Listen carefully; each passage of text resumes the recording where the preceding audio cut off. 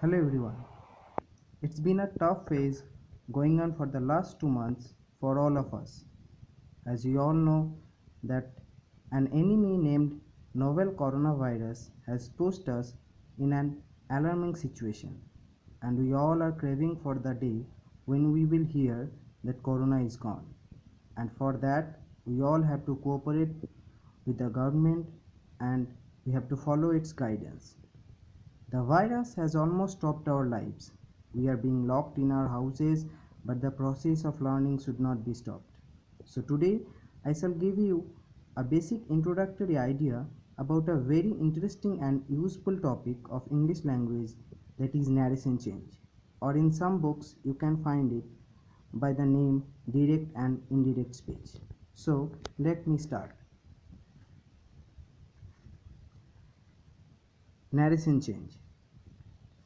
This word narration has come from a verb named narrate. Okay, what is the meaning of this verb narrate? The meaning of this verb narrate is to tell or describe something. Now, then what is the meaning of narration? Narration means the act or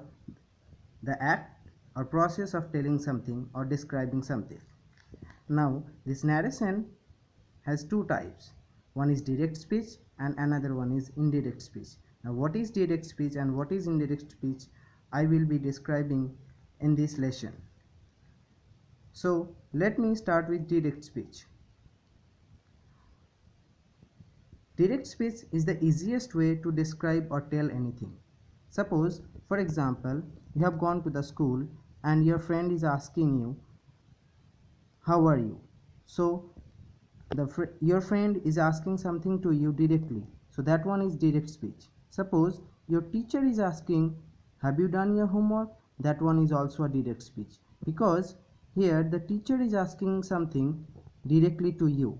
So let me start with some let me give you some other examples. Here you can see Raju said I am ill. So just see the characteristics of a direct speech. A direct speech contains two parts. So here you can see this one is the first part and this one is the second part. The first part is outside the quotation and the second part is inside the quotation. So a direct speech also contains a quotation mark and one comma. So this is the main characteristics, or you can say physical characteristics, of a direct speech. Now I will be describing about these two parts of this direct speech. A direct speech contains two parts, you have seen in this example. Now let me take some more examples where we can see. The first example, Raja said I am fine. Here you can see in the first part there is one verb, and this verb is called reporting verb, and the speech that is here inside this quotation, you can call it reported speech.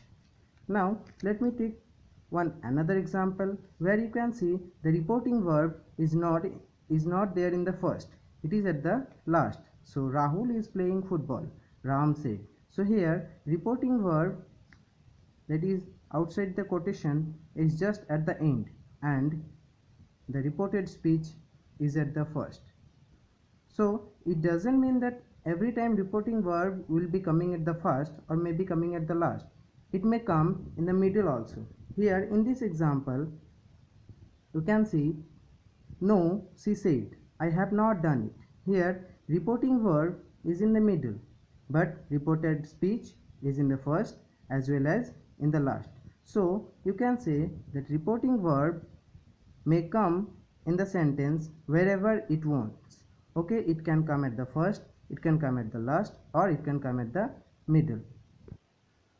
So I hope you have understood about this reporting verb and reported speech. So let me just give a recap of this direct speech once again. Direct speech is the easiest way to describe or tell anything.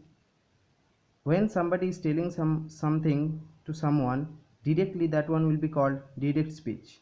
So here you can see Raju said I am ill. Raju is telling it directly that I am ill. Okay, so our direct speech contains two parts. So this is one part will be outside the quotation and one part will be inside the quotation. Our direct speech must contain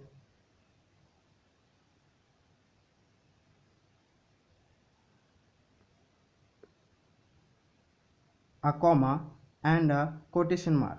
Okay, so now the verb outside the quotation will be called reporting verb, and the speech that is inside the quotation will be called reported speech.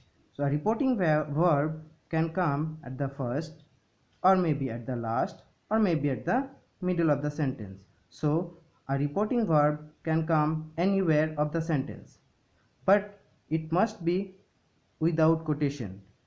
The part inside the quotation will always be called reported speech. So I also have one exercise for you that you have to solve. Here you can see I have written few examples of direct speech where you have to find the reporting verb and reported speech. So these are the examples. So I am just reading it out. You just write it down in your copy. Rahul said, I am busy. Ritam asked, how are you? It is his copy, Rupam thought. Alas, he said, my cat is dead. Rupankar said, are you ill? Rahul can't jump, he told. So what you have to do in these sentences, you have to write down all this direct speech in your copy and you have to find the reporting verb and reported speech. So thank you. That's all for today. In the next session, we will be talking about indirect speech.